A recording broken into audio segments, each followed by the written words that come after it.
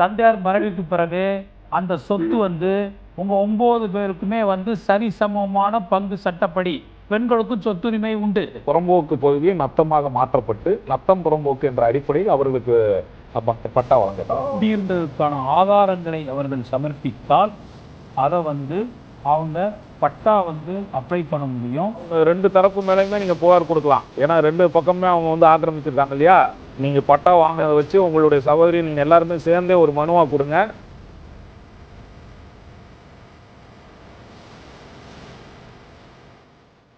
அனைவருக்கும் வணக்கம். நான் உங்கள் நிலா. இது சட்டம் ஒரு வகுப்பறை. இன்றைக்கி நம்ம எடுத்துருக்கிற டாபிக் என்னென்னா சொத்து பிரச்சனைகள். அதுலேயும் குறிப்பாக வந்துட்டு கிராம நத்தம்னா என்னன்னு தான் பார்க்க போகிறோம். அதை பற்றி உங்களுக்கு என்ன டவுட்டாக இருந்தாலும் கால் பண்ணலாம். லைன் பிஸியாக இருந்தால் 9944010692 என்ற எண்ணுக்கு வாட்ஸ்அப்பும் பண்ணலாம். அப்படி கால் பண்ணி ரீச் பண்ண முடியாத நேயர்களுக்காக கொண்டு வந்த சேவை தான் வந்து ஹெலோ எஸ்ஓவி. அதாவது 9944010692 என்ற எண்ணுக்கு நீங்கள் ஹெலோ எஸ்ஓவின்னு வாட்ஸ்அப் பண்ணிங்கன்னா வந்துட்டு நம்ம குழுவினர் உங்களுக்கு ஒரு ஃபார்ம் அமைச்சிடுவாங்க. அதில் நீங்கள் கொஷின்ஸோ இல்லை குறிப்புகளோ எதுனாலும் போட்டு அனுப்பலாம். அதை பார்த்துட்டு நம்ம குழுவினர் உங்களை காண்டாக்டும் பண்ணுவாங்க. நம்மளுக்கு இந்த கிராம நத்தம்னா என்ன அப்படிங்கிறத தெளிவாக வளர்க்குறதுக்காக 2 வழக்கறிஞர்கள் நம்ம கூட இணைஞ்சிருக்காங்க. First we have with us L Sankaran sir. வணக்கம் sir. He has more than 24 years of experience in handling civil, criminal and matrimonial cases in both Madras High Court as well as in lower court. We welcome you to the show, sir. அடுத்து நம்ம கூட இணைஞ்சிருக்கிறது Jayakannan sir. வணக்கம் sir.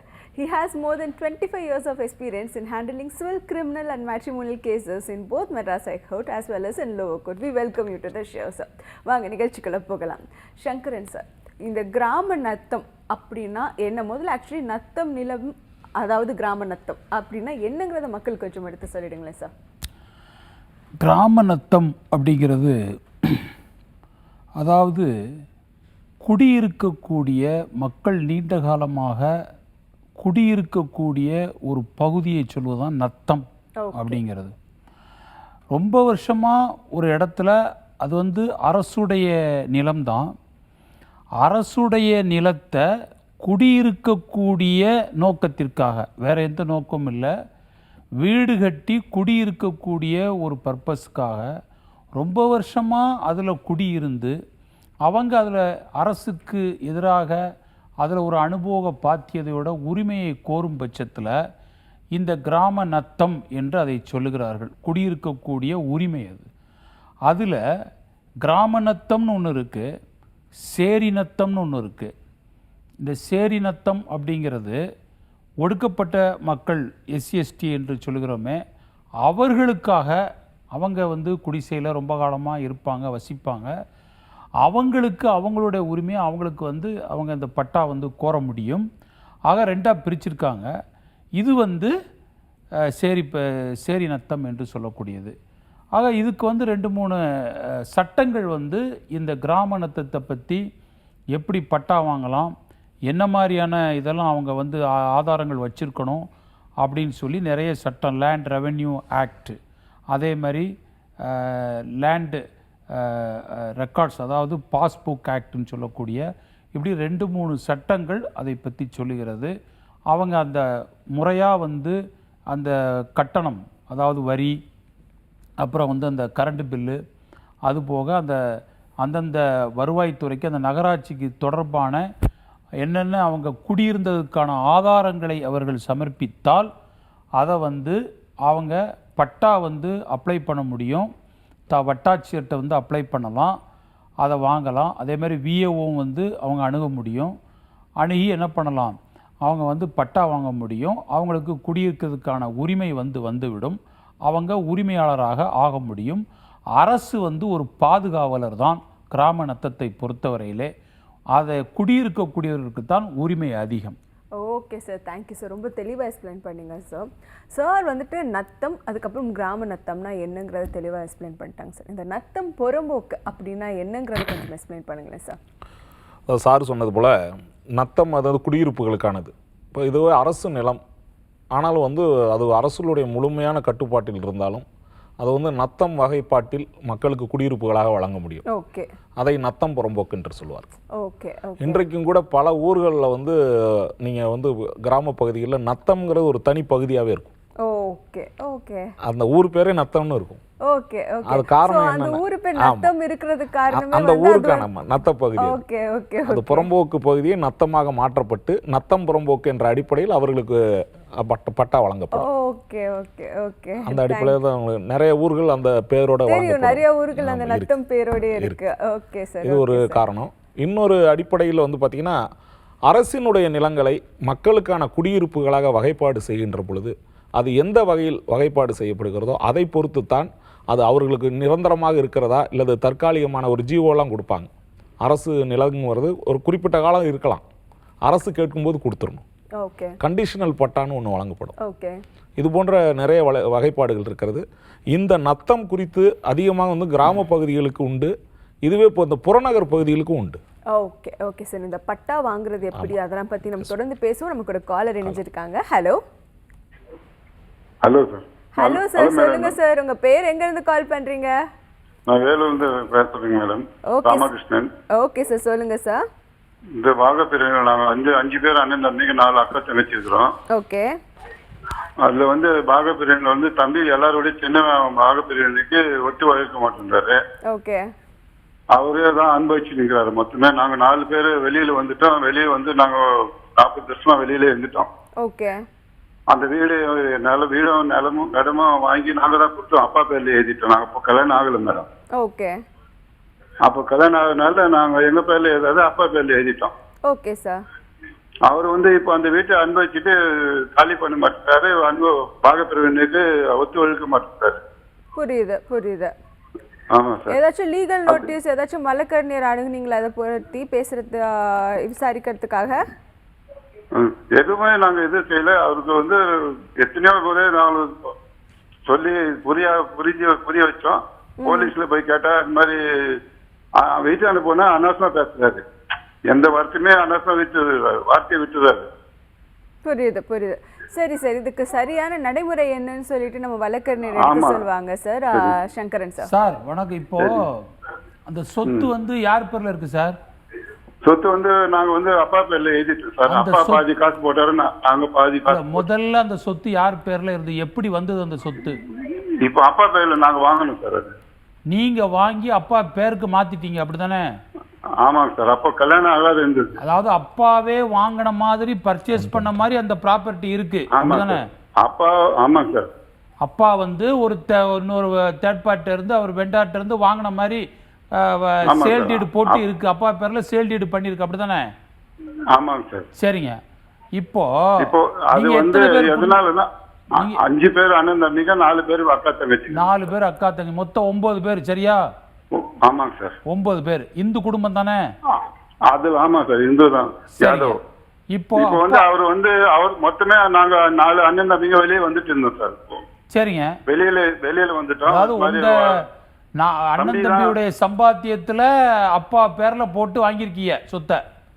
அக்கா பேர்ல அப்பா பேர்ல போட்டு sir. ஆமா சார். சரிங்களா? யாரோட சம்பாத்தியம்? உங்க சம்பாத்தியத்துல வந்து அந்த காசை வச்சு சொத்தை வாங்கி அப்பா பேர்ல இருக்கட்டுமே நம்ம தந்தையாராச்சேன்னு சொல்லி போட்டிருக்கீங்க அப்படிதானே? ஆமா சார். சரிங்க. இப்போ அதுல வந்து அவர் வந்து அனுபவிச்சுட்டு இருந்தாரு. அதுலயே அங்கே இருந்து எத்தனை வருஷம் ஆச்சு சொத்து எழுதி? எத்தனை வருஷம் ஆச்சு அது சொத்து எழுதி? நாங்க 73ல எழுதணும் சார். அப்பா பேர்ல 73ல எழுதணும். 73ல எழுதிருக்கீங்க. ஆமா சரிதானா? இப்ப அவர் பேர்ல வந்து இபி அப்புறம் வந்து சொத்து வரி இது எல்லாமே மாறிடுச்சுல. இத்தனை வருஷம் கட்டிட்டு இருந்திருக்காருல்ல. ஆமா சார். சரிங்களா? இப்போ ஒரு ஆஸ்பெக்ட்ல பாத்தீங்கன்னா சட்டத்தின் பார்வையில உங்க அப்பா தான் லீகல் ஓனர். சரிங்களா? நீங்க வந்து உங்க அப்பா வந்து உங்க அப்பாவுக்கு வாரிசு நீங்க மொத்தம் 9 பேரு சரியா? இப்போ உங்க அப்பா வந்து வயசு என்ன ஆகுது? அப்பா இல்ல அப்பா இறந்துட்டாரு. சரி பரவாயில்ல. இறந்து எத்தனை வருஷம்? 4 பேர் 5 பேர்ல ஒருத்தர். கேளுங்க, இறந்து எத்தனை வருஷம் ஆச்சு? அவர் வந்து 96ல இறந்துட்டாரு. 96ல இறந்துட்டாரு. அதுக்கப்புறம் டெத் சர்டிபிகேட் வாரிசு சர்டிபிகேட்லாம் வச்சிருக்கீங்கல்ல? சரி, அவர் வந்து இறக்கும் போது உயிலோ செட்டில்மெண்டோ ஏதாவது எழுதிட்டு செஞ்சாரா? எதுவுமே செய்யல சார். ஒண்ணுமே பண்ணல. அப்போ கேளுங்க, ஈக்குவாலிட்டி உங்களுக்கு வந்து இந்து சட்டப்படி தந்தையார் மறைவுக்கு பிறகு அந்த சொத்து வந்து உங்க 9 பேருக்குமே வந்து சரிசமமான பங்கு சட்டப்படி பெண்களுக்கும் சொத்துரிமை உண்டு. புரியுதுங்களா? அதனால் நீங்கள் வந்து ஒருமித்த நீங்கள் வந்து உங்களுக்குள்ளே பேசி பார்ட்டிஷன் ஓரல் பார்ட்டிஷனும் பண்ணலாம். உங்களுக்குள்ள பிரச்சனை இருந்ததுன்னா நீங்கள் கோர்ட்டில் பார்ட்டிஷன் சூட்டு போடலாம். 500 ரூபா தான் செலவு பார்ட்டிஷன் சூட்டுக்கு, புரியுதுங்களா? உங்களுக்கு ஈக்குவலாக தான் பிரியும். உங்களுக்குள்ள பிரச்சனைனா மொத்தமாக விற்று ரூபாயை பிரிச்சுக்கோங்க. இல்லைன்னா அந்த சொத்தை வந்து எல்லார் பேருக்கும் இருக்கணும்னா ரெக்கார்டாக வச்சுக்கோங்க. ஏன்னா நாளைக்கு வந்து அக்கா தங்கச்சியும் பங்கு உண்டுன்னு கேஸ் போடுவாங்க.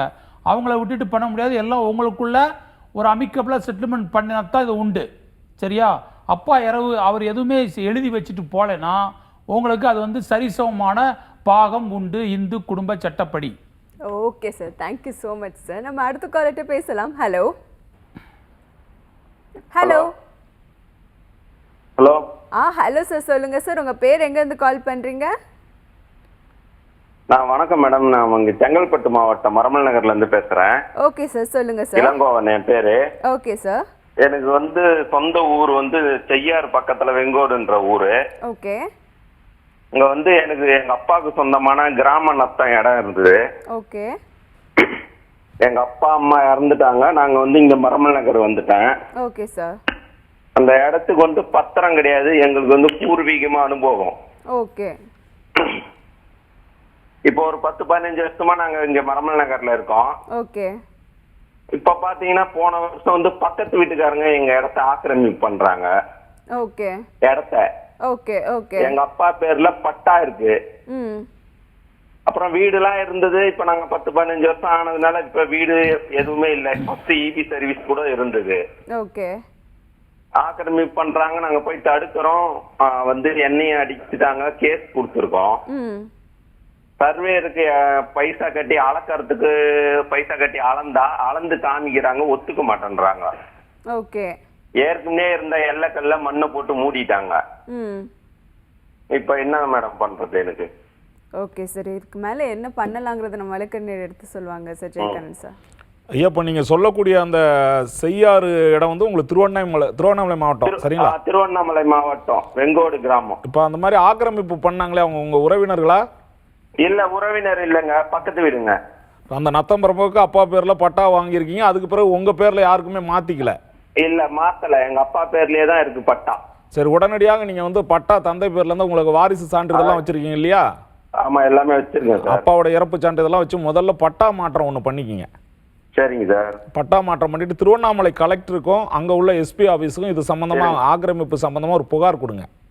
இருங்க சார். அதே மாதிரி சார், இப்ப அந்த உங்களுடன் ஸ்டாலின் திட்டத்துல நான் மனு கொடுத்துட்டேன். சரிங்க. மனு கொடுத்து எனக்கு நான் ஒரு பையன், எனக்கு 2 அக்கா, 3 பேர்லயும் பட்டா மாறிடுச்சு. மாறிடுச்சுங்களா? மாறிடுச்சு. அத வந்து நீங்க சொல்ற மாதிரி திருவண்ணாமலை மாவட்ட கலெக்டருக்கும் ஒரு மனு கொடுத்தேன். எஸ்பி ஆபீஸ் கொடுத்தீங்களா? எஸ்பி ஆபீஸுக்கு கொடுக்கலைங்க சார். அங்கேயும் ஒன்று கொடுங்க. ஏன்னா இது வந்து அவர் ஆக்கிரமிப்பு இருக்கிறதுனால நாளைக்கு வந்து போலீஸ் நடவடிக்கை தேவைப்படும். ஓ, சரிங்க சார். மண்ணு கொட்டி வச்சிருக்காங்க, கடை கட்ட பார்த்தாங்க, நான் வந்து போய் தடுத்துட்டேன் சார். இல்ல, இப்ப பட்டா மாற்றம் நீங்க பண்ணிருக்கிறதுனால நீங்க உடனடியாக வந்து எஸ்பி ஆபீஸ்ல புகார் மனு, ஒரு குற்றவியல் மனு ஒன்று கொடுங்க. இந்த மாதிரி எங்களுடைய இடத்தை ஆக்கிரமிச்சிருக்காங்கன்னு மனு கொடுங்க. தேவைப்பட்டா நீங்க வந்து உயர்நீதிமன்றத்தில் வழக்கு கூட போடலாம் அவங்களை அகற்றுறதுக்கு. சரிங்க சார். சார், அது இப்போ நான் வந்து படிக்கல, 3வது வரையில தான் படிச்சிருக்கேன். எப்படி பண்றதுன்றது எனக்கு புரியல சார். என்ன சார் பண்ணணும்? ஒன்றும் இல்லை, நீங்கள் வந்து அங்கேயே உங்களுடைய திருவண்ணாமலை மாவட்டத்திலே மாவட்ட அந்த கோர்ட்டு, டிஸ்ட்ரிக்ட் கோர்ட் இருக்கு இல்லையா, அங்கே போனீங்கன்னா அதற்கான சட்ட உதவி முகாம் மையங்கள் இருக்கு. சரிங்களா? அங்கே அப்புறம் சொல்லு. வந்து 9 சென்ட் சார், 9.5 சென்ட். சரி. எங்க அப்பா பேரும் எங்க அப்பாவோட சொந்தக்கார பேரும் ஒருத்தர் பேர்ல பாபுன்ற ஒரு பேர்லயே இருந்தது. அது இன்னும் வேற நிலமா? இல்ல, ஒரே நிலம் தான், அந்த நிலம் தான். சரி.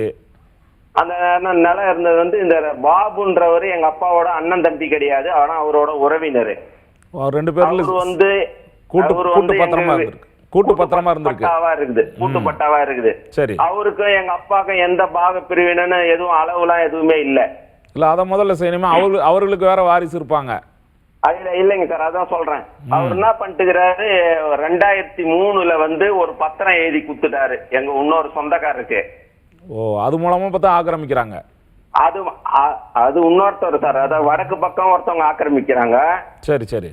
தெற்கு பக்கத்துல வந்து என் மனையிலே தெற்கு பக்கத்துல ஒருத்தர் அதான் இடம் வாங்கிட்டேன்னு சொல்லிட்டு இருக்கிறாரு சொந்தக்காரர் ஒருத்தர். அவர் என்ன பண்ணிட்டாரு, மொத்த பவுண்டரியுமே போட்டு வாங்கிட்டேன்னு சொல்லி சொல்றாருங்க சார். இப்ப போன வருஷம் எனக்கு இந்த மாதிரி பிரச்சனை வந்ததுக்கு அப்புறம் இது வந்து நீங்க அவங்க ரெண்டு தரப்பு மேலயுமே நீங்க புகார் கொடுக்கலாம். ஏன்னா ரெண்டு பக்கமே அவங்க வந்து ஆக்கிரமிச்சிருக்காங்க இல்லையா? சரிங்க சார். நீங்க பட்டா வாங்கினதை வச்சு உங்களுடைய சகோதரி நீங்க எல்லாருமே சேர்ந்தே ஒரு மனுவா கொடுங்க. எஸ்பி ஆஃபீஸ்லையும் திரும்ப நீங்கள் மாவட்ட கலெக்டர்கிட்டையும் ஒரு நினைவூட்டல் கடிதம் கொடுங்க. தேவைப்பட்டால் அதை நீங்கள் உயர்நீதிமன்றத்தை கூட அணுகலாம். நம்ம கூட கால் செஞ்சிருக்காங்க, பேசிடலாம். ஹலோ, வணக்கம் மேடம். வணக்கம் சார். வணக்கம் சார். உங்க பேர் எங்க இருந்து கால் பண்றீங்க sir? Madam Ilangovan madam, Krishnagiri மாவட்டம் காவேரிப்பட்டினம். ஓகே சார், சொல்லுங்க சார். மேடம் ஒன்றும் இல்லை மேடம், 1935 எங்க அப்பா சொத்து வந்து இருந்தது மேடம். ஓகே. அவங்க 72 வந்து பதிவு பண்ணிட்டாங்க சார், ரிஜிஸ்ட்ரேஷன் பதிவு பண்ணி வச்சுட்டாங்க அப்பா பேர். நான் ஒரே தான் மேடம் வாரிசு. ஓகே. சரி, நான் என்ன பண்ண போலீஸ் டிபார்ட்மெண்ட் சென்னையில ஒர்க் பண்ணிருந்தேன். சரி, பின்னால பட்டா வாங்கிதான் ஜம்மாயிட்டேன் மேடம். சரி, லேட்டா பட்டா வாங்கணும் பண்ணது கேட்டா உங்களுக்கு ஜீரோல வச்சிருக்காங்க, நீங்க வந்து அப்பா பேர் 72 பணத்தோட சரி, நீங்க யாரும் வரல, ஜீரோல இருக்குது அப்படின்னு சொல்லிட்டு இப்ப மேடம் சொல்லியிருக்காங்க மேடம். அதனால நீங்க வந்து முதல்ல அப்ளிகேஷன் கொடுங்கன்னு கொடுத்த மேடம். இது மேடம் அப்படின்னு கேக்குது மேடம். எந்த ஒரு தகவலும் கொடுக்க மாட்டேன்ட்டாங்க மேடம். 2 வருஷத்துக்கு மேல ஆயிடுச்சா சார் அப்ளிகேஷன்? ஆமா மேடம், நான் 2024 ரிட்டைர்மெண்ட் ஆயிட்டேன். ரிட்டைர்மெண்ட் மெட்ராஸ்ல ஆன உடனே இங்க வந்து நான் பட்டா காசு அதுவும் கொண்டு போன வீட்டுக்கு மேடம் ஒரு ஜீரோல இருக்குது. அவர் சொத்து வந்து அது இன்னொரு மேடம் கோர்ட்ல வந்து கேஸ் எங்க அப்பா மேல ஆனதுங்க. அதுல சர்வே நம்பர் போடல மேடம். அது ஒரு காரணம் வச்சு சொல்றாங்க. ஆனா முன்சிபிலிட்டிங்கிறது ரெக்கார்ட்ல இருக்குது. அது நாங்க வந்து கோர்ட்ல இருந்து சர்வே நம்பர் கொடுக்கல அப்படின்னு சொல்லி அட்வொகேட் சொன்னாருங்க. அது மாதிரி அதனால மேடம் இப்ப நான் மூவ் பண்ணிக்கிறேன் மேடம். அதுக்கு பக்கம் வாங்கறதுக்கு நம்ம இல்ல. Okay sir, okay sir. கேள்விக்கு நம்ம மறக்க சொல்லுவாங்க சார். சங்கரன் சார். சார் இப்போ உங்களுக்கு என்ன தீர்வு வேணும்? என்ன பட்டா அப்ளை பண்ணீங்களா? ஆமா சார், பட்டா அப்ளை சார், வீட்டுக்கு பண்ணிக்கிறேன், அப்ளை பண்ணிக்கிறேன். சரி, இப்போ உங்களுக்கு பட்டா கிடைக்கல? இன்னும் கிடைக்கல சார். என்ன சொல்றாங்க காரணம்? சார் கேட்டா ஜீரோல இருக்குது அப்படின்னு சொல்லுங்க சார். சரி, அது ரெப்ரசன்டேஷன் ஏதாவது கொடுத்தீங்களா அவங்க கிட்ட? சார் எல்லாமே எல்லா ரெக்கார்டும் சார் நான் வந்து அப்டேட் வரைக்கும் நாங்க அதுக்கு பண்றோம். எவ்வளவு நாளா காலதாமதம் பண்ணிட்டு இருக்காங்க சார்? 2 வருஷம் கிட்ட ஆகுது சார். சரி, நீங்க என்ன பண்றீங்க? எந்த ஏரியா சொன்னீங்க சார்? கிருஷ்ணகிரி மாவட்டம் காவேரிப்பட்டினம் சார். எங்க? காவேரிப்பட்டினம். சரிங்க. அது வந்து நீங்க என்ன பண்ணுங்க, மேண்டமஸ் ரிட் பெட்டிஷன் வந்து ஹைகோர்ட்ல ஃபைல் பண்ணணுங்க. அதாவது அந்த தாசில்தார், வட்டாட்சியர் எல்லாரையும் ரெஸ்பாண்டா சேர்த்து நீங்க அனுப்பின ரெப்ரசன்டேஷன் எல்லாம் வச்சு இது மாதிரி 2 வருஷம் ஆச்சு எனக்கு வந்து பட்டா இஷ்யூ பண்ணலை அப்படின்னு ஒரு டைரக்ஷன், மேண்டமஸ் ரிட்டுன்னு சொல்லுவாங்க. அதை வந்து நீங்கள் ஒரு அட்வொகேட்டை சந்தித்து நீங்கள் வந்து ஹைகோர்ட்டில் ஃபைல் பண்ணணுங்க. பண்ணினாக்கா அவங்க நோட்டீஸ் ஆர்டர் கொடுத்து இங்கேருந்து கோர்ட் நோட்டீஸ் போகும். அவங்க வந்து அதை என்ன பண்ணணும், பட்டாவை இஷ்யூ பண்ணுறதுக்கு அவங்க என்ன ப்ராப்ளம்னு அவங்க கோர்ட்டில் வந்து கவர்மெண்ட் பீடரை வந்து சொல்லுவார். அதுக்கப்புறம் ஃபைனலைஸ் பண்ணி இஷ்யூ பண்ண சொல்லி ஆர்டர் கொடுப்பாங்க. அதனால் don't worry. Okay sir, thank you sir. நம்ம அடுத்த காலர்கிட்ட பேசலாம். ஹலோ. ஹலோ. ஹலோம்மா, சொல்லுங்கம்மா. உங்கள் பேர் எங்கேருந்து கால் பண்ணுறீங்க? என்னோட பாலாமணிங்க மேடம். ஹலோ. சத்தியிலேருந்து பேசுகிறேங்க. சத்தியிலேருந்து ஓகேம்மா, ஓகேம்மா, சொல்லுங்கம்மா. எங்களுக்கு தோட்டத்துக்கு வந்துங்க தடம் இல்லைங்க. ரொம்ப நாளாக நாங்கள் பல்லவாரி வழியாக தான் போயிட்டு வந்துட்டு இருந்தோம். ஓகே. அப்புறம் அதை வந்து காலப்போக்கில் எங்கள் பூமி வேலை கேட்டாங்க, நாங்கள் கொடுக்கலன்னு சொன்னதுனால எங்களுக்கு தடம் விட மாட்டேன்னு குறுக்காட்டிட்டாங்க இந்த 5 வருஷத்துக்கு முன்னாடி.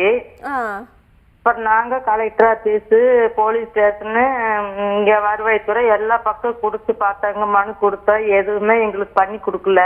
ஓகே. அப்புறம் நாங்கள் வந்து கோர்ட்டுக்கு போங்கன்னு சொல்லிட்டாங்க ஸ்டேஷனில். ஓகே. இது பட்டாவா புறம்போக்கான்னு எங்களுக்கு தெரியாது, அப்போ நீங்கள் கோர்ட்டுக்கு போங்கம்மா அப்படின்னு சொல்லிட்டாங்க. ஓகேம்மா.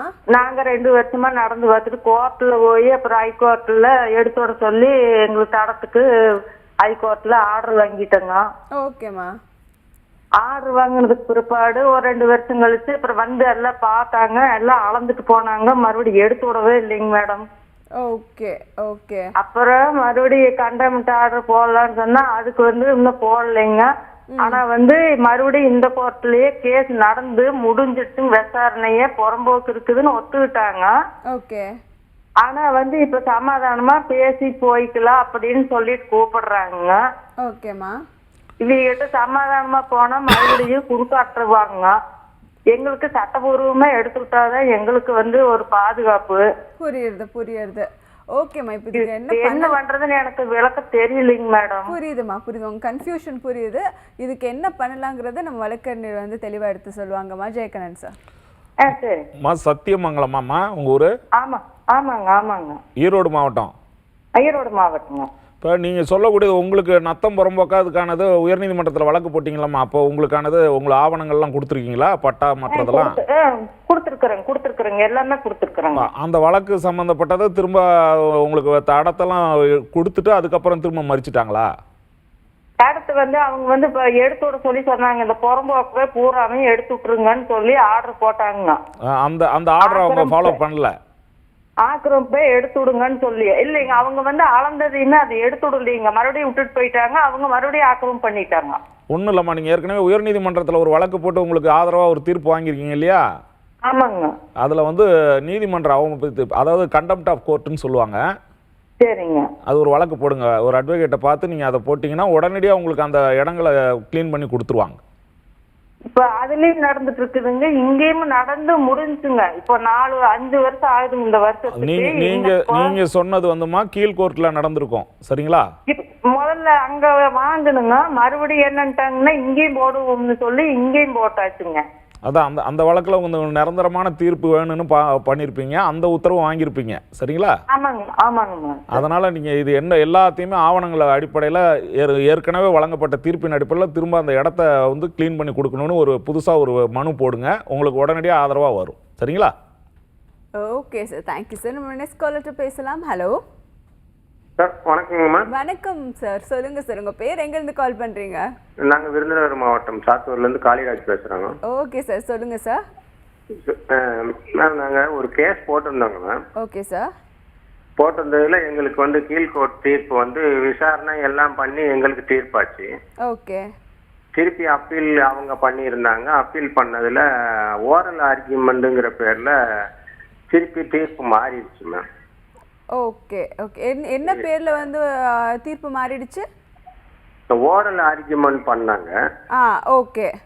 ஓரல் ஆர்கியூமெண்ட்ல எங்களுக்கு எல்லாமே எங்களுக்கு சாட்சி விசாரணையில இருந்து எல்லாமே எங்களுக்கு சாதகமா இருந்தது. புரியுது. கீழ்கோர்ட்ல.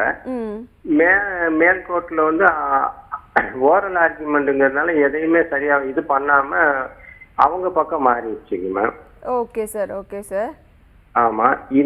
இதை வந்து எப்படி சரி பண்றது? இதுக்கப்புறம் நீங்க இன்னொரு செகண்ட் அப்பீல் போனீங்களா இல்லையா சார்? செகண்ட் அப்பீல் போட்டு 1 வருஷம் ஆகுதுங்க மேம். ஆனா இன்னும் எந்த ஒரு இதுவும் வரல. ஓகே. நம்பர் ஆகாம இருக்கு. உங்களுக்கு கேஸ் நம்பர் அதெல்லாம் தெரியுமா சார்? இல்ல, இன்னும் சொல்லல மேம். ஆன உடனே சொல்றேன்னு சொல்லி இருக்காங்க. இன்னும் கேஸ் நம்பர் ஆச்சா இல்லையான்னு கூட தெரியலையா? ஆமாங்க மேம். ஓகே சார், நம்ம வழக்கறிஞர் எடுத்து சொல்லுவாங்க சார். இப்போ இதுல ஒரு சின்ன சந்தேகம் என்னன்னு கேட்டா, கீழ் கோர்ட்ல எங்களுக்கு அது வந்து விசாரணை எல்லாம் கரெக்டா முடிஞ்சிருக்குங்க மேம். புரியுது சார். புரியுது சார். இப்போ உங்க பேர் என்ன சார்? காளிராஜ் சார். எந்த ஏரியா? நாங்க விருதுநகர் மாவட்டம் சார். விருதுநகர் மாவட்டம். கேஸ் என்ன சூட்டு சார் போட்டீங்க? அதாவது பாகப்பிரிவினை கேட்டு போட்டோம். பாகப்பிரிவினை கேட்டு போட்டிருக்கீங்க. ஆமா. அங்க கீழ் கோர்ட்ல லோயர் கோர்ட்ல உங்களுக்கு ஃபேவரா வந்துருச்சு. ஆமாங்க சார். சரியா? அதுல என்னன்னு வந்துச்சு? அதாவது அதுல வந்து சாட்சிக சொன்னதுல வந்து எங்களுக்கு தாத்தா ஒரு உயில் எழுதுனதா சொல்லியிருந்தாங்க. சரிங்க. அந்த உயில் எழுதுனதுக்கு சாட்சி வந்து நாங்க வந்து உயில் வந்து அவர் எழுதினாரா இல்லையான்னு எங்களுக்கு தெரியாது. சரி. ஆனா அது ஒரு கையெழுத்து போட்டாரா போடலையான்னு எங்களுக்கு தெரியாது. சாட்சி விசாரணை பிரகாரம் அந்த உயில் ரெஜிஸ்டரா? உயில் ரெஜிஸ்டர் சார். ரெஜிஸ்டர். 2 பேர் சாட்சி கையெழுத்து போட்டிருக்காங்களா? அவங்கள கூண்டுல ஏத்தி கேட்டாங்களா?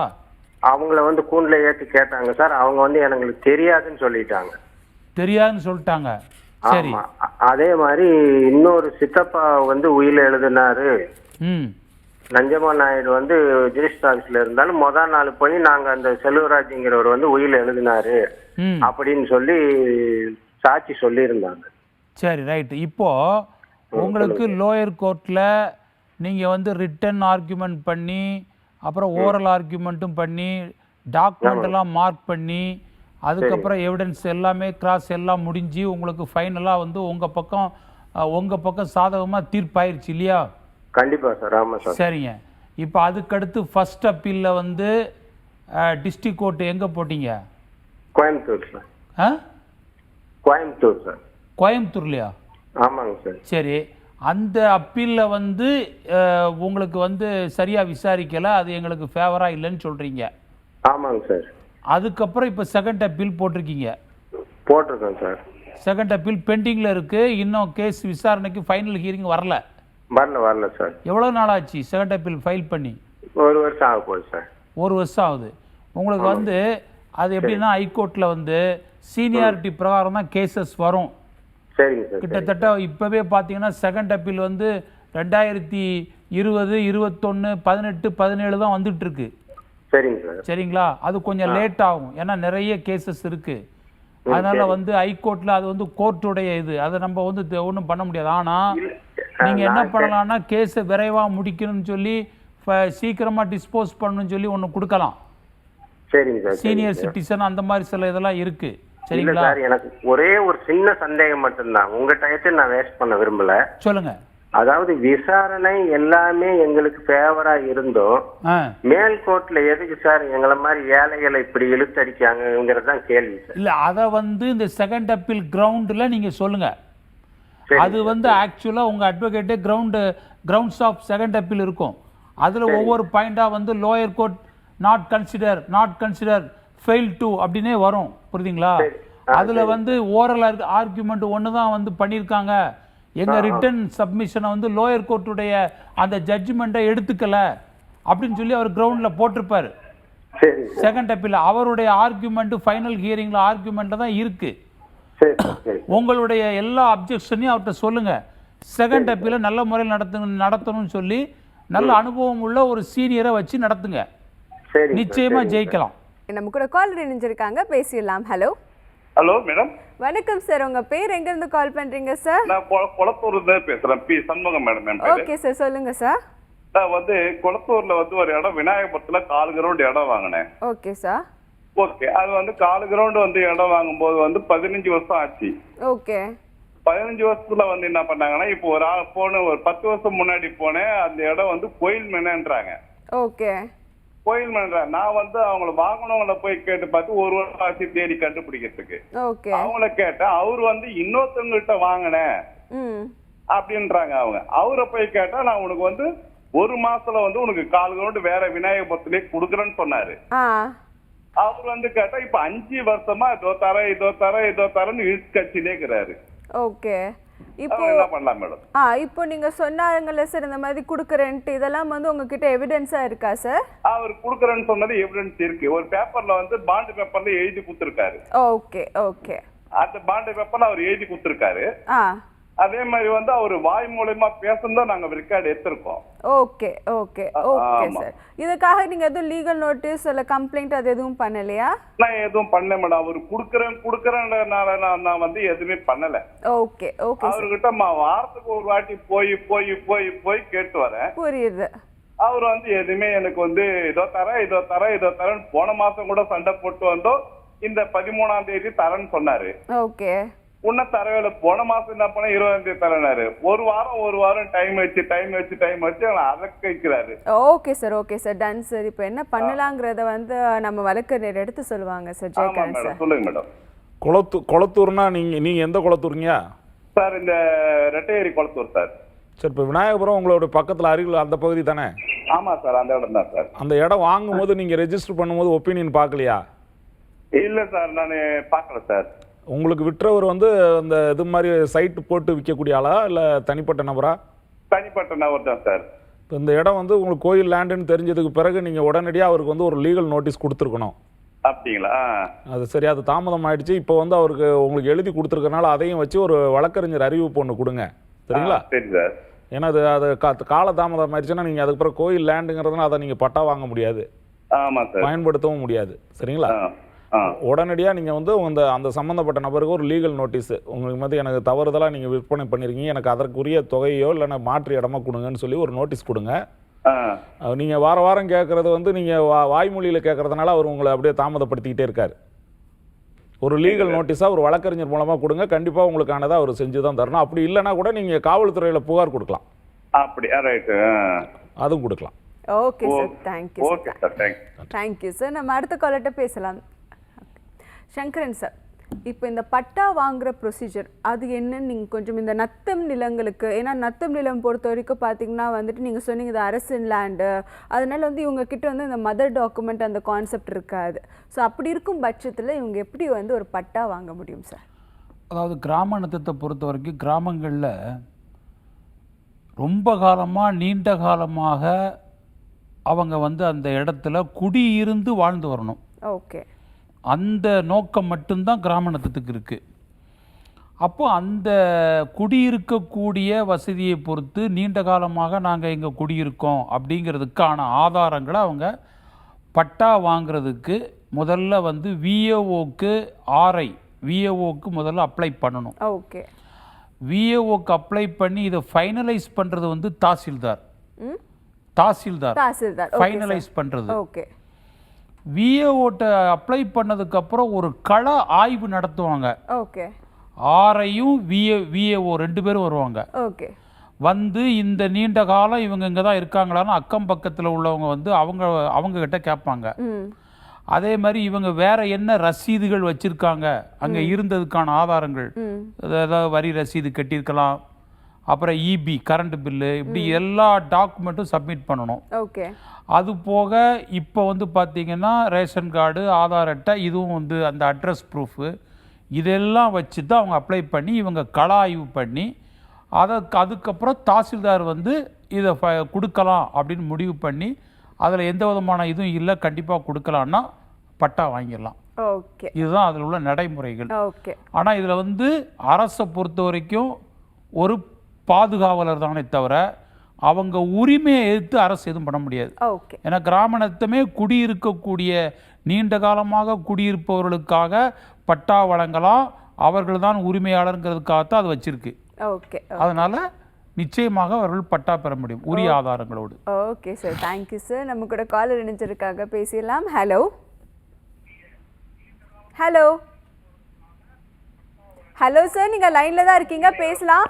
Your call has been kept on hold. Hello sir.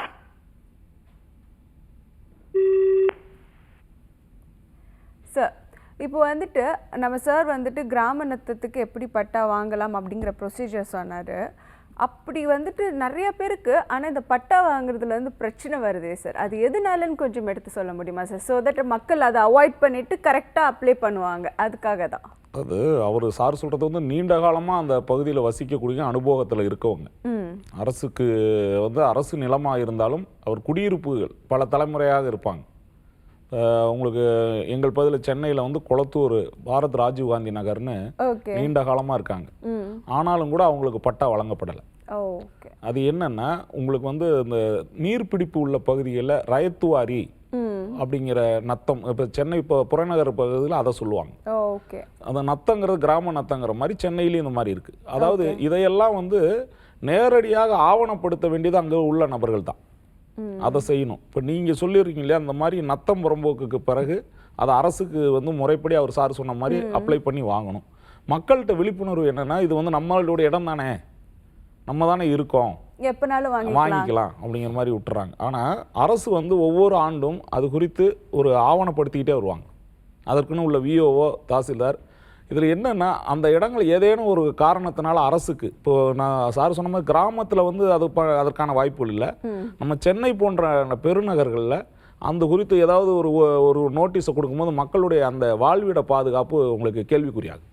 Okay okay. அதனால் ஆரம்பத்தில் இருந்தே அந்த குறிப்பிட்ட இடங்களில் நாங்கள் குடியிருப்பு வசதிக்காக இருக்கோம்னா அவங்க தான் அதற்கான முறைப்படி உங்களுக்கு வந்து தமிழ்நாட்டு அரசனுடைய முதலமைச்சர் தனிப்பிரிவுக்கோ வருவாய்த்துறை சார்ந்த அதிகாரிகளுக்கோ மனு செய்து அதற்கான உத்தரவுகளை வாங்கும். ஆனாலுமே எந்த ஒரு இடத்துலையுமே அரசு வந்து தேவையற்ற முறையில் மக்களை வந்து அப்புறப்படுத்த விரும்புறதில்ல. இவங்க விழிப்புணர்வோடு நீங்கள் சொல்கிற மாதிரி இருக்கணும். நம்ம நத்தம் பகுதியில் வசிக்கிறோம், இந்த இடம் வந்து குறிப்பிட்ட நான் என்ன சொல்கிறேன், பட்டா வழங்கும் போது அதோடைய மதிப்பு அதிகமாகும். அப்போ நீங்கள் நத்தம் புறம்போக்க எங்களுடைய இடங்கள்னு நீங்கள் உரிமை கோரணும்னா அதுக்கு பட்டா அவசியம். புரியுது சார். அந்த அடிப்படையில் பார்க்கின்ற போது பொதுமக்கள் வந்து நம்ம வாழ்விடம் இருக்குங்கிறதுனால அது நம்ம சொந்த இடம்னு நினைச்சிடக்கூடாது. அதற்கு முறைப்படி அரசுகிட்ட இருந்து அனுமதி பெறும். Okay sir, thank you sir. நமக்கு ஒரு காலர் இணைஞ்சிருக்காங்க, பேசலாம். ஹலோ வணக்கம். வணக்கம் சார். வணக்கம் சார். உங்க பேர் எங்க இருந்து கால் பண்றீங்க சார்? மதுரை மாவட்டம் கல்வியில்பட்டியில இருந்து பேசுறேம்மா. ஓகே சார், சொல்லுங்க சார். சொல்லுங்க சார். 1963 எங்க அப்பா வந்து ஒரு இடம் வாங்குறாங்க, நத்தம் வீட்டு மனை இடம். Okay sir. Sir TV volume கம்மி பண்ணிட்டு இங்க நம்ம क्वेश्चंस ஆன்சர்ஸ் எல்லாத்தையும் நீங்க பண்ணாதான் சார் உங்க ப்ராப்ளம்க்கான சொல்யூஷன் கிடைக்கும். இல்ல பேசுறேம்மா. டிவி வால்யூம் கம்மி பண்ணிக்கோங்க சார். Good evening sir. சொல்லுங்க சார். சொல்லுங்க சார். வணக்கம்மா. இப்போ 1963 எங்க அப்பா ஒரு வீட்டு இடம் வாங்கியிருக்காங்க. ஓகே. அந்த வீட்டு இடத்த அதுக்கு பின்னால 1985 எங்க அண்ணன் தம்பி 3 பேர்த்துக்குமே பிரிச்சு கொடுத்து வெண்ணிலை பத்திரமா கொடுத்துட்றாங்க. ஓகே. வெண்ணிலை பத்திரமா கொடுத்துட்றாங்க. இதுல என்னன்னாக்க ஒருத்தர் வந்து அத இன்னொருத்தருக்கு வந்து வெண்ணிலை பத்திரத்து மூலமா கொடுத்துட்றாரு, எழுதி கொடுத்துட்றாரு. ஓகே. அந்த எழுதி வாங்கினவர் என்ன பண்றாருனாக்க இன்னொருத்தருக்கு பதிஞ்சு கொடுத்துட்றாங்க. ஓகே. இப்ப வந்து என்னன்னாக்க இந்த 93 வந்து அவங்களுக்கு வந்து மொத்தத்துக்குமே எங்க 3 பேருக்குமே பட்டம் வந்துருச்சு. ஆனா அதுக்கு பின்னால 2 பதிவு ஆயிருக்கு. அதாங்க இப்ப கேள்வி என்னன்னாக்க இந்த வெண்ணிலை பத்திரத்துல இருந்து பத்திரம் பதிஞ்சாச்சு, இதுல எதுவும் ப்ராப்ளம் இருக்கா? அதுதான் மேம். ஓகே சார், உங்க கேள்விக்கு நம்ம வழக்கம் எடுத்து சொல்லுவாங்க சார். சங்கரன் சார் இப்போ வந்து 63 அப்பா வாங்கின சொத்து அப்படிதானே? Correct sir. அது எது கிராம நத்த இடமா? ஆமா சார். ஆமா சார். பட்டாலாம் வாங்கியிருக்காங்களா அப்பா பேர்ல? அப்பா பேர்ல பட்டா வாங்கல சார். அப்பா வாங்கல. சரி, அப்பா பேர்ல பத்திரம் இருந்திருக்கு. ஆமா சார். அப்பா வந்து எவ்வளவு வருஷம் அதை அனுபவிச்சுட்டு இருந்தாங்க? அவரு 85 வரைக்கும் அவரு நாங்க தான் சார் புழங்கிட்டோம். சரி ரைட். நீங்க எத்தனை பேர் பசங்க? நாங்க 3 பேர் சார். 3 பேர். அப்பா வந்து வெறுமனையா வெறும் பத்திரத்துல எழுதி கொடுத்தாங்களா? இது வெண்ணிலை பத்திரமா எழுதி பதிஞ்சு கொடுத்துட்டாங்க. அது மற்ற இடங்கள்லாம் சேர்த்து போட்டு வெண்ணிலை பத்திரமா பாவஸ்டி பண்ணி கொடுத்துட்டாரு. 3 பேரும் பாகமா நீங்க பிரிச்சு நீங்க அனுபவிச்சுக்கணும்னு கொடுத்துட்டாங்க. ஆமா ஆமா சார். சரிங்க. அதுக்கடுத்து இப்ப என்ன பிரச்சனை? அதை வேற யாருக்கு இன்னொருத்தருக்கு கொடுத்துட்டீங்களா நீங்க 3 பேரும்? அதுல ஒருத்தர் வந்து இன்னொருத்தருக்கு கூட பிறந்தவருக்கு எழுதி கொடுத்துறாரு. அதுவும் வெண்ணிலை பத்திரம். சரிங்க. அவர் என்ன பண்றாரு, இன்னொருத்தருக்கு பிரைவேட் தனியா ஆளுக்கு போய் அவரோட ஷேரை கொடுத்துருக்காரா? அவரோட ஷேர் இல்ல, இந்த வெண்ணிலை பத்திரத்துல எழுதி வாங்கினா பாருங்க அந்த இடத்த. சரி, நீங்க அதுல கையெழுத்து போட்டீங்களா நீங்க 2 பேரும்? நாங்க கையெழுத்து போடல சார். போடல சார். அப்புறம் எப்படி அது செல்லும்? இப்போ 3 பேருக்கு எழுதி கொடுத்ததை எப்படி மொத்தமா எப்படி அவர் கொடுக்க முடியும்? இல்ல சார், இல்ல அவர் பங்கு ஒரு ஆள் பங்கு மட்டும் தான் கொடுத்துருக்காரு. ஒரு ஆள் பங்கு கொடுத்துருக்காரு. அப்ப அந்த பத்திரத்துல உங்க அப்பா கொடுத்த பத்திரத்துல யார் யாருக்கு என்ன ஷேர்னு இருக்கா அதுல? ஆமா சார். ஆமா சார். தனித்தனியா இருக்கு. ரைட். அப்போ உங்களுக்கு பிரச்சனை இல்ல. அவர் கொடுத்தத அவருடைய ஷேரை மட்டும் கொடுத்துருக்காரு. உங்க மூத்த அண்ணனா அவரு? ஆமா சார். ஆமா சார். மூத்த அண்ணன் கொடுத்துட்டாரு. இப்போ உங்க 2 பேரோட ஷேர் வந்து அது அப்படியே இருக்கு. நீங்க யாருக்கும் எழுதி கொடுக்கல? இல்ல சார். இல்ல சார். சரி, இப்போ உங்களுக்கு என்ன பிரச்சனை? இந்த ஒருத்தர் எழுதி கொடுத்தது அது வந்து வெண்ணிலை பத்திரம். சரி. அந்த வெண்ணிலை பத்திரத்தோட வாங்கினாரு பாத்தீங்களா இன்னொருத்தர். அவர் வந்து பதிஞ்சு கொடுத்துறாரு இன்னொரு தனிப்பட்ட ஆளுக்கு. சரி, பரவாயில்ல. அது அவங்களுடைய ஷேரை வந்து அவங்க எப்படியும் இது பராதீனம் செஞ்சுக்கிட்டாங்க. சரிங்களா? உங்களுடைய ஷேர்ல பாதிப்பு வருமானு கேட்கீங்களா? இல்ல சார், அதுல எதுவும் பிரச்சனை இல்ல. இந்த வெண்ணிலை பத்திரத்துல முதல்ல வாங்குறாங்க பாருங்க, அது வந்து அது வந்து செல்லுபடி ஆகுமா அப்படின்றதுதான் சார் கேள்வி. அவரோட ஷேரை பொறுத்த வரைக்கும் அவர் எப்படி வேணாலும் அவருக்கு வந்து ரைட் இருக்கு. அது வந்து செல்லுபடி, அது வந்து அந்த பிரச்சனை அவர் பார்த்துக்குவார். அது செல்லுபடி ஆகும். உங்களுக்கு அதனால எந்த பிரச்சனையும் வராது. சரிங்க சார். சரிங்களா? அதனால நீங்க உங்க ஷேரை பொறுத்த வரைக்கும் நீங்க எதுவும் கையெழுத்து போட்டு வேற யாருக்கும் கொடுக்கல சார்? கொடுக்கல. அப்போ உங்களுக்கு பிரச்சனை வராது. நம்ம கூட கால் செஞ்சிருக்காங்க, பேசிடலாம். Hello. Hello sir. Hello sir, சொல்லுங்க சார். உங்க பேர் எங்க இருந்து சார் கால் பண்றீங்க? கிருஷ்ணகிரி மாவட்டம் மேடம், பூத்தங்கரை. ஓகே சார், சொல்லுங்க சார். நாங்க 5 பேருங்க மேடம். எங்க ஓகே 5 பேருங்க. அதுல வந்து ஒரு தங்கச்சி, 3 தங்கச்சி, ஒரு தம்பி, ஒரு அண்ணா. ஓகே சொல்லுங்க சார். அதுல நான் வந்து ஒரு தங்கச்சி வந்து ஒன்னு கேஸ் போட்டுருக்காங்க மேடம். நான் வந்து அப்பா சம்பாதிச்ச சொத்து எங்களுக்கு ஒயில் எழுதி வச்சாருங்க அப்பா. ஓகே அத 1 ஏக்கரை ஒயில் எழுதி வச்சாங்க. நானும் எங்க தம்பியும் 2 பேரும் வித்துட்டோம். அப்பா எங்களுக்கு ஒயில் எழுதி கொடுத்தாரு, வித்துட்டோம். ஓகே அது ஒரு தங்கச்சி வந்து நீ எங்களுக்கு கேஸ் போட்டுக்கிறாங்க madam. Okay sir. Okay sir. எப்போ சார் கேஸ் போட்டாங்க? இன்னும் இருக்கிற சொத்துல வந்து 600 ரூபாய் கொடுக்குறோன்னு சொல்லிட்டுங்க மேடம். 5 பேர் நாங்க. புரியுது புரியுது. 5 ஒண்ணு எல்லாம் நீங்களே எடுத்து வாங்கன்னு கொடுக்குறோம். அது அப்ப எங்களுக்கு தானம் ஒயில் எழுதி வச்சுட்டு நாங்க கொடுக்க மாட்டோம். எங்களுக்கு வச்சாரு. நாங்க அதுக்கு உண்டான நகை அவங்களுக்கு 4 பவுன் போட்டோம், கிளீன் பண்ணிட்டுங்க மேடம். அதை ஓகே இப்ப அது மேல கேஸ் போட்டுக்கிறாங்க மேடம். அது அந்த எங்க அப்பா ஒயில் எழுதி வச்சு செல்லுங்களா, அது செல்லாதுங்களா? சார் எப்போ சார் கேஸ் போட்டாங்க? ஒரு 2 மாசம் ஆகும் மேடம். 2 மாசம் ஆகுது. என்னன்னு கேஸ் போட்டிருக்காங்க சார்? எங்களுக்கு எங்க பூர்வீக சொத்துன்னு சொல்லி போட்டுக்கிறாங்க. அது எங்க அப்பா சம்பாதிச்ச சொத்து மேடம். அப்படியா சார்? அவங்க அப்பா சம்பாரிச்சாங்கிறதுக்கு உங்ககிட்ட ப்ரூஃப்ஸ்லாம் இருக்கா? எல்லா ரெக்கார்டு இருக்கு. எங்க அப்பா வாங்கின சொத்து, மறுபடியும் எங்களுக்கு தானமானது, மறுபடியும் நாங்க அவங்களுக்கு வித்தது, எல்லா ரெக்கார்டு பழைய வாங்கினதுல இருந்து எல்லா டாக்குமெண்ட் வச்சிருக்கோம் madam. Okay sir. Okay sir. உங்க கேள்விக்கு அடுத்து இது எப்படி இந்த கேஸ் எப்படி ப்ரொசீட் ஆகுங்கிறத நம்ம வழக்கறிஞர் எடுத்து சொல்லுவாங்க சார். ஜெயக்கண்ணன் சார். இப்போ நீங்கள் சொல்லக்கூடியது அவங்க தந்தையார் வந்து உயில் எழுதி கொடுத்தது முழுக்க முழுக்க அவருடைய சொந்த சம்பாத்தியம் தான், சரிங்களா? ஆமா சார். சொந்த சம்பாத்தியங்கிறத அவங்க வந்து பரம்பரை வழியாக வந்ததுன்னு சொல்லி சொல்கிறாங்க உங்கள் தங்கச்சி. நீங்கள் ஏற்கனவே விற்பனை பண்ணிட்டீங்க. எங்களுக்கு கொடுத்தாங்க, பசங்களுக்கு கல்யாணம் பண்ணிட்டு நான் விற்றோம் சார்.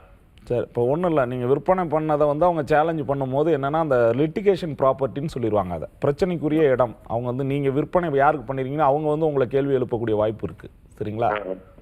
அதனால் நான் என்ன சொல்கிறேன்னா, இப்போ அவர் வந்து உங்களுடைய அப்பா வந்து எழுதக்கூடிய உயில் வந்து முறைப்படி அவர் சொந்த சம்பாத்தியத்தில் எழுதுனது நீங்கள் எல்லாம் பிரிச்சுக்கிட்டது விற்பனை ஆனது வரைக்கும் ஒன்றும் பிரச்சனை இல்லை. ஆனால் உங்கள் சகோதரிகளுக்கு நீங்கள் முறைப்படி அவங்களுக்கு ஏதாவது ஒரு வகையில் நீங்கள் ஒரு செட்டில்மெண்ட் பண்ணியிருக்கணும். இப்போ பெண்களுக்கு எல்லா உரிமையும் உண்டு. அதாவது உங்கள் அப்பா வந்து அவருடைய சொத்தை எழுதிட்டாருன்னா கூட உங்ககிட்ட கேட்குற ரைட்ஸில் அவங்க கேட்குறாங்க. சட்டப்படி அவங்களுக்கு கிடைக்கலனா கூட அவங்கள அழைச்சி நீங்கள் பேசி ஏதாவது அவங்களுக்கு உரிய வகையில் ஏதாவது செட்டில்மெண்ட் ஒன்று பண்ணுங்கள். இப்போ இருக்க சொத்துல நாங்கள் இருக்குது 5 எடுத்துக்கிறோம் கூப்பிடுறோம் சார். இப்போ உள்ள சொத்துக்கள் வாங்கி இருக்குது. அப்பா இப்போ அப்பா பேர்ல எவ்வளவு சொத்து இருக்குது அதெல்லாம் 5 ரூபாய் உங்களுக்கு தரேன்ட்டோம் சொல்லிட்டீங்க. அதில் அவங்க ஒத்துக்கலையா? அதலையும் கொடு, நீ வித்தலையும் கொடு, நாங்க வரோன்றாங்க சார். சரி, ஒன்றும் இல்லை. நீங்கள் உங்களுடைய அந்த நீதிமன்றத்தில் வழக்குறதுலேயே அதில் வந்து மீடியேஷன் சொல்லியிருக்கு, லோக் அதாலத்துன்னு சொல்லி போடுவாங்க. அதில் வந்து சமரசம் பேசக்கூடிய அளவுக்கு வந்து உங்களுக்கு ரிட்டையர்டு ஜட்ஜஸ்ஸு மூத்த வழக்கறிஞர்களை வச்சு பேசுவாங்க. அதில் போட்டு உங்கள் சகோதரிகளோட ஒரு பேச்சுவார்த்தையை சுமூகமாக முடிக்க பாருங்க. Okay sir, thank you sir. நம்ம அடுத்த காலர்கிட்ட பேசலாம். ஹலோ. வணக்கங்க மேடம். வணக்கம்மா, சொல்லுங்கம்மா. உங்க பேர் எங்க இருந்துமா கால் பண்றீங்க? ஈரோட்ல இருந்து பேசுறேங்க மேடம். சின்னம்மாளுங்க மேடம். ஓகேம்மா, சொல்லுங்கம்மா. மேடம் பட்டாவுக்கு அப்ளை பண்ணி 8 மாசம் ஆச்சுங்க மேடம். ஓகேம்மா.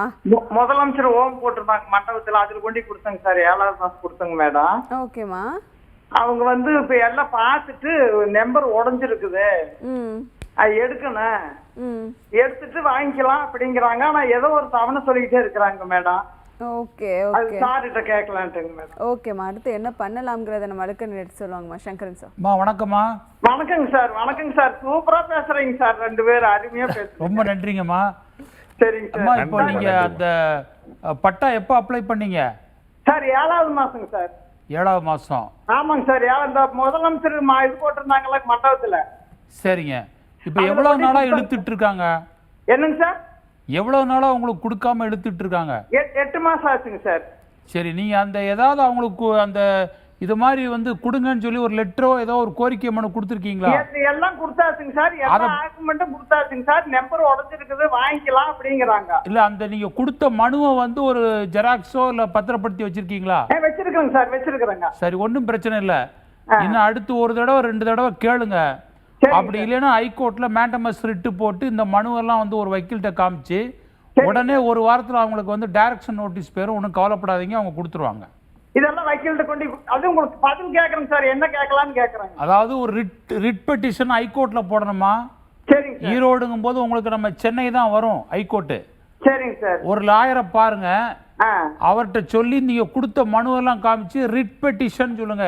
மனு, அதாவது செயலுறுத்தும் நீதி பேராணைன்னு பேர் அதுக்கு. மேண்டமஸ் ரிட்டுன்னு சொல்லுவாங்க. போட்டிங்கன்னா அவங்கள ஃபுல்லாக ரெஸ்பாண்டாக போட்டு நான் இது மாதிரி மனு கொடுத்துருக்கேன் 8 மாதம் டிலே ஆகிட்டுன்னு சொல்லி ரீசனை சொன்னீங்கன்னா டைரக்ஷன் போட்டு உங்களுக்கு வாங்கி கொடுத்துருவாங்க. Okay sir, thank you sir. Jayakannan sir, இப்போ இந்த பட்டா இல்லாததுனால வந்துட்டு மக்களுக்கு என்னென்ன வகையில் பிரச்சனைகள் இருக்குங்கிறத சொன்னாலே வந்து மக்கள் வந்து ஒரு அவேர்னஸோட வந்து பட்டா வாங்கணும் அப்படிங்கிற நினைப்பாங்க. ஸோ அதனால வந்து பட்டா இல்லைன்னா அவங்களுக்கு என்னென்ன பிரச்சனைகள் வரும் அப்படிங்கிறத கொஞ்சம் எடுத்து சொல்லுங்கள் சார். பொதுவாகவே வந்து நம்ம நிகழ்ச்சி மூலமாக சொல்லக்கூடிய செய்தி என்னென்னா, பத்திரங்கள் எப்படி ஒரு உடல் அப்படின்னு நினைக்கிறோமோ பட்டா வந்து உயிர் போன்றது. ஓகே. பட்டா இல்லாமல் நீங்கள் பத்திரங்களை மட்டும் வைத்துக்கொண்டு மேற்கொண்டு விற்பனையோ வேறு அதுக்கான வருவாய் ஆவணங்களையோ தயார் செய்ய முடியாது. ஓகே. பத்திரங்கள் பதிவு செய்கின்ற பொழுதே பட்டா வழங்கப்பட வேண்டும் அப்படிங்கிறது ஏற்கனவே ஒரு ஜிஓ இருந்தது. ஓகே. வருவாய் ஆய்வாளர்கள்லாம் எதிர்ப்பு தெரிவித்ததுனால அது வந்து சரியான முறையில் நடைமுறை கொண்டு வர முடியல. பத்திரப்பதிவுத்துறையையும் வருவாய்த்துறையையும் ஒன்றாக இணைத்து பத்திரம் பதிவு செய்கின்ற அந்த நாளிலேயே பட்டா மாற்றம் நிகழ்ந்தால் இது போன்ற கேள்விகளுக்கு உடனடியாக பதில் தர முடியும். இன்னொரு செய்தி என்னென்னா, இது வந்து அரசினுடைய முடிவு. ஓகே. பத்திரப்பதிவுத்துறையை வருவாய்த்துறையை இணைப்பது மட்டும் இல்லை, அதில் வந்து உடனடியாக பத்திரங்கள் வழங்கப்படும் போது அந்த அன்றைய நாளிலோ அடுத்த நாளிலோ பட்டா வழங்கப்பட்டுட்டால் பெரும்பாலான பிரச்சனைகள் சால்வ் ஆகும். ஓகே. இதற்காக தான் நாங்களும் தொடர்ச்சியாக குரல் கொடுக்குறோம். அது அரசின் மூலமாக நடக்கும் பொழுது சாமானிய மனிதர்களுக்கு இந்த பட்டா பத்திரங்கள் உள்ள விவரங்கள் தெளிவாக தெரியும். Okay sir, thank you so much sir. Sankaran sir, ஷார்ட்டாக வந்துட்டு இது ரிட் பெட்டிஷன்னா என்ன? ஏன்னா அந்த அம்மாவுக்கு வந்துட்டு நம்ம சொன்னோம், அது வந்து நிறைய பேருக்கு தெரியாது இந்த வேர்டு. ஷார்ட்டாக ரிட் பெட்டிஷன்னா என்னன்னு மட்டும் கொஞ்சம் ரிட் பெட்டிஷனுங்கிறது நீதி பேராணை 5 ரிட் பெட்டிஷன் இருக்குது. இப்போ இது மாதிரியான வருவாய்த்துறை பிரச்சனைகள், பட்டா இஷ்யூ பண்ணலை, அப்புறம் வந்து தாலுகா ஆஃபீஸில் பிரச்சனை, இது எல்லாத்தையும் வந்து பார்த்தீங்கன்னா மேண்டமஸ் ரிட்டு தான் நிறைய ஃபைல் ஆகுது. மேண்டமஸ் தான் சரியான தீர்வு. செயல் உறுத்தும் நீதி பேராணை, அரசு ஊழியர்கள், அரசு சம்பந்தப்பட்ட தாலுகா ஆஃபீஸ் அனைத்து அரசு ஊழியர்களும் தாங்கள் செய்ய வேண்டிய கடமைகளை செய்யாமல் இருக்கின்ற போது அதை செயலுறுத்தும் விதமாக, அதை செய்ய தூண்டும் விதமாக அவர்களுக்கு ஒரு டைரக்ஷன் என்று சொல்லக்கூடிய கட்டளை பிறப்பிக்கக்கூடிய நீதி பேராணை தான் இந்த மேண்டமஸ் ரிட். இது ஹைகோர்ட்டில் போட்டு அரசு ஊழியர்களை, கடமையை செய்ய தவறுகின்றவர்களை, பொதுமக்களை அலைக்கழிப்பவர்களை உடனடியாக அவர்களுக்கு ஒரு நீதிமன்றத்திலிருந்து ஒரு கட்டளை உத்தரவு பிறப்பிக்கப்படும். அதுதான் நீதி பேராணை, செயலுறுத்தும் நீதி பேராணை, மேண்டமஸ் ரிட் என்று சொல்லப்படுகிறது. தேங்க்யூ சார், ரொம்ப தெளிவாக எக்ஸ்பிளைன் பண்ணிட்டீங்க சார். ஷார்ட் அண்ட் ஸ்வீட்டாக அப்படியே எக்ஸ்பிளைன் பண்ணிட்டீங்க. Thank you so much sir. Call பண்ண ஒவ்வொரு நேயர்களுக்கும் ரொம்ப தெளிவாக எக்ஸ்பிளைன் பண்ணீங்க. Thank you Sankaran sir, thank you Jayakannan sir. நம்ம மீண்டும் நாளைக்கு சந்திப்போம். Until then, this is Nila signing off. இது சட்டம் ஒரு வகுப்பறை.